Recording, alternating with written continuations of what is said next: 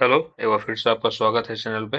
तो आज से हम लोग शॉर्ट हैंड का क्लास स्टार्ट करने जा रहे हैं। तो ये पहला क्लास है और आप लोग शॉर्ट हैंड के बारे में कुछ ना कुछ जानते होंगे। और चलिए हम लोग स्टार्ट करते हैं। शॉर्ट हैंड होता क्या है, सबसे पहले हम लोग ये देखते हैं कि शॉर्ट हैंड होता क्या है।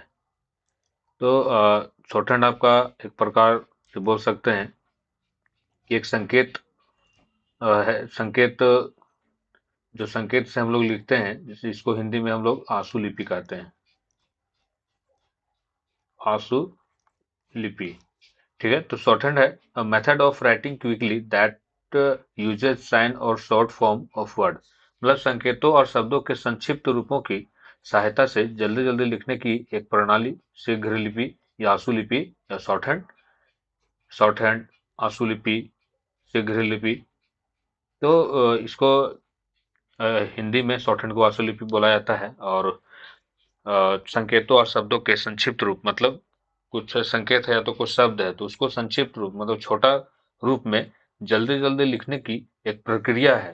तो इसी को हम लोग शॉर्ट हैंड का रूप देते हैं। शॉर्ट हैंड कहते हैं। जैसे मैं एक एग्जांपल बताता हूँ। जैसे हम लोगों को अ, कहीं स्पीच हो रहा है, भाषण हो रहा है, जैसे 100 वर्ड पर मिनट का। आप इंग्लिश में वहाँ पे भाषण हो रहा है तो वो 100 मिनट वर्ड पर मिनट तो आप लिख नहीं पाइएगा। तो इसीलिए वहाँ पे शॉर्ट हैंड का काम आता है। अब कैसे काम आता है मैं बताता हूँ। जैसे वहाँ पे बोला गया, प्रिंसिपल बोला गया, तो मैंने हमको अगर हम इंग्लिश में लिखेंगे तो PRINC, ठीक है, प्रिंसिपल लिखे। अब यही हम शॉर्ट हैंड में एक लाइन है, ठीक है, ये प्रिंसिपल हो गया, ठीक है। जैसे डिफिकल्ट बोला गया, डिफिकल्ट, ये लाइन है, डिफिकल्ट हो गया। जैसे नेचर बोला गया, नेचर है। अब यहाँ मेरा लाइन है, ठीक है, यहाँ लाइन है।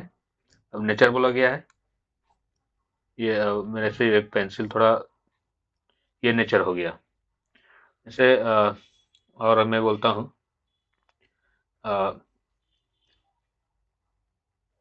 जैसे सब्जेक्ट है, सब्जेक्ट लिखना है, ठीक है। अब सब्जेक्ट लिखना है तो हम लोग शॉर्ट हैंड में सब्जेक्ट, ये आपका ग्रामोलोगस है। ये हम लोग पढ़ेंगे। तो इस प्रकार से आपका शॉर्ट हैंड लिखा जाता है। और चलिए हम लोग आगे बढ़ते हैं। आप लोग इंग्लिश में तो पढ़े ही होंगे। इंग्लिश में आपका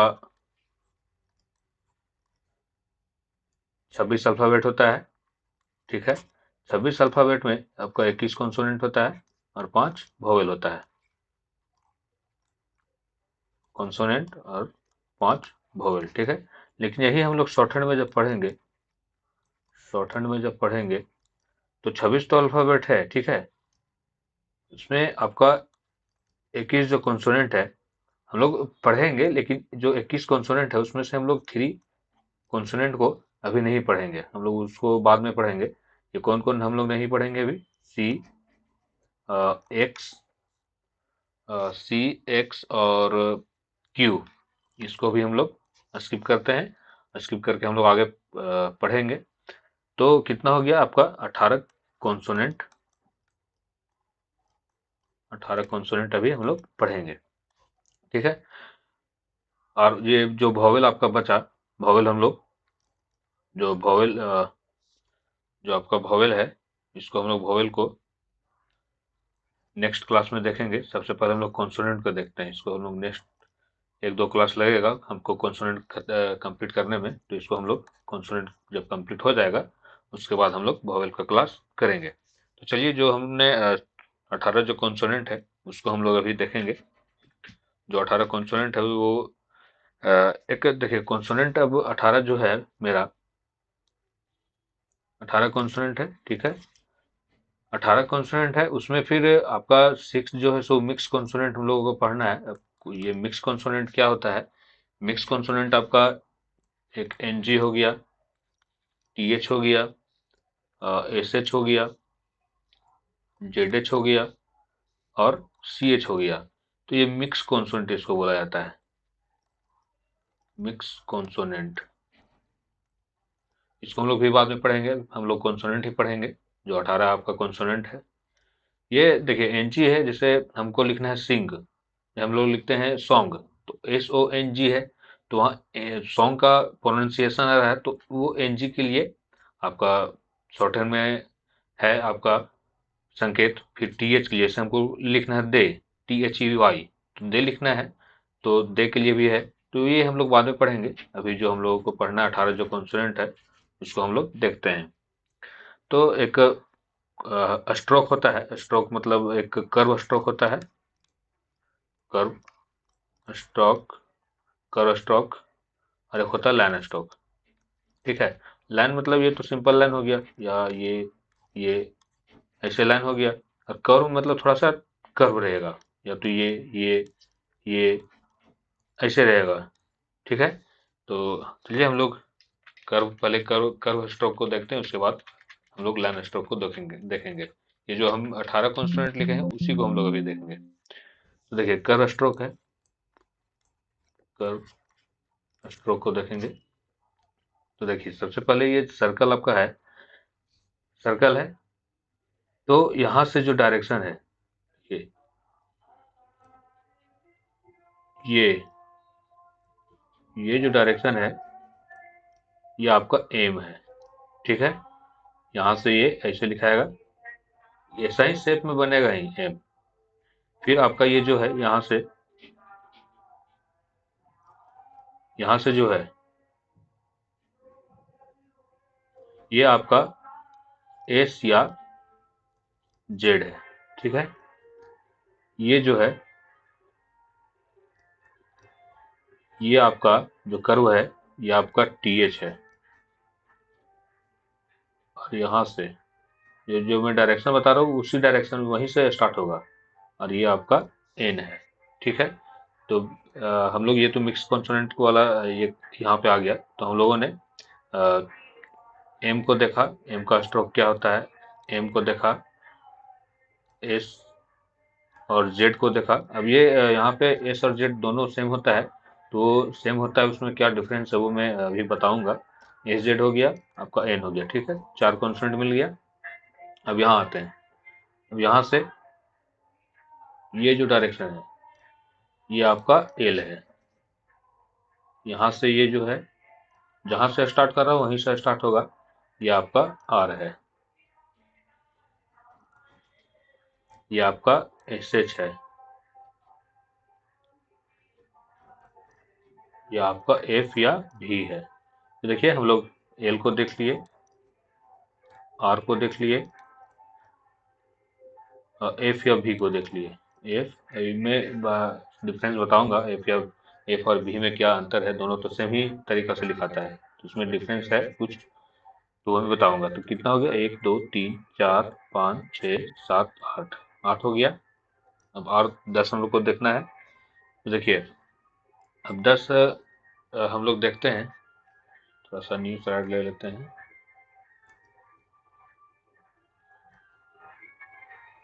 हम लोगों ने देखिए हम लोग एम को देखे, एम का जो डायरेक्शन था आपका, जो शॉर्ट हैंड था। ठीक है, यहाँ से डायरेक्शन में दे देता हूँ। एन को देखे,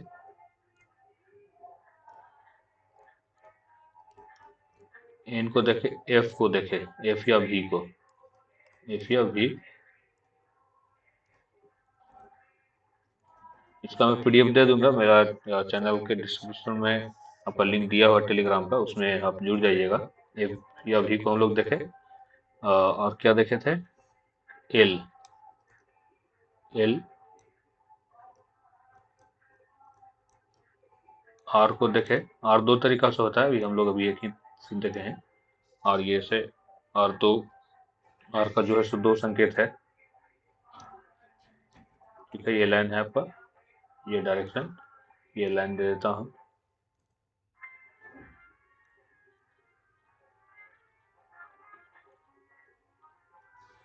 ये आर हो गया, और फिर हम लोग देखे, एम को देख लिए, एन को देख लिए, एल को देख लिए, आर को देख लिए।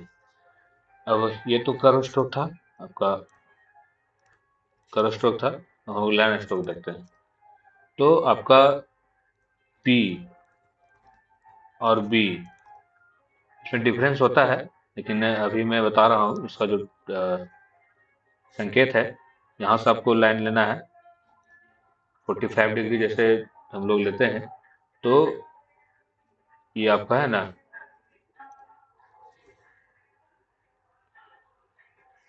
जैसे हम लोग 45 डिग्री बनाते हैं, तो ये 45 डिग्री, तो ये जो लाइन ले रहे हैं, तो ये हम लोगों को 45 डिग्री में लेना है। तो ये पी हो जाएगा, ठीक है। ऊपर से नीचे आपका डायरेक्शन जाएगा, पी और बी, ठीक है। टी और डी, टी और डी सेम ही होता है, बस हम अभी डिफरेंस बताएंगे उसमें। 90 डिग्री, इसे 90 डिग्री हम लोग कैसे बनाते हैं, ऐसे बनाते हैं 90 डिग्री। तो इसी प्रकार से हम लोगों को टी का जो डायरेक्शन है वो ऊपर से नीचे, ये आपका टी डी हो गया।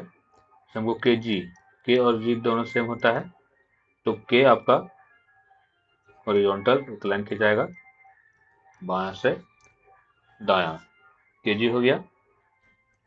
फिर आपका सी एच और जे, ये लाइन ऐसे आएगा, हमेशा ऐसा ही आएगा ऊपर से नीचे। अगर हम इसको जैसे सी एच हो गया, जे हो गया आपका, फिर एस जेड हम लोग ने कर लिया था कर्व स्ट्रोक में, के जी कर लिया। तो देखिए गिनिए, 18 कॉन्सोनेंट, 1 2 3 4 5 6 7 8 9 10 11 12 13 14, और जो 4 है आपका एस जेड। अच्छा, एक एस जेड बच गया था यहाँ पे। एस और जेड को हम लोग सेम ही लिखते हैं, ऊपर से नीचे आएगा। इसका मैं अभी क्लियर वाला दूंगा यहाँ पे डिस्प्ले पे। आपका कितना हो गया, 1 2 3 4 5 6 7 8 9 10 11 12 13 14 15 16। फिर आपका एफ और भी तो हम लोगों ने लिख लिया, के जी लिख लिया, ए जेड लिख लिया, टी डी लिख लिया, पी बी लिख लिया, और कर्व स्ट्रोक में आपका बच गया हाँ एक एच बच गया, आपका एच बचा। और फिर डब्लू वाई जेड तो मैंने कर लिया। अब डब्लू वाई हम लोग कैसे लिखेंगे, अब इसे एच हमको लिखना है। तो जिस प्रकार से भी हम लोगों ने जे का स्ट्रोक बनाया था, देखिए जे का स्ट्रोक क्या है, ऊपर से नीचे आ रहा है। तो कुछ नहीं करना है, एच के लिए आपको एक पहले सर्कल बनाना है क्लॉकवाइज, और लाइन खींच देना है। तो ये आपका हो गया एच।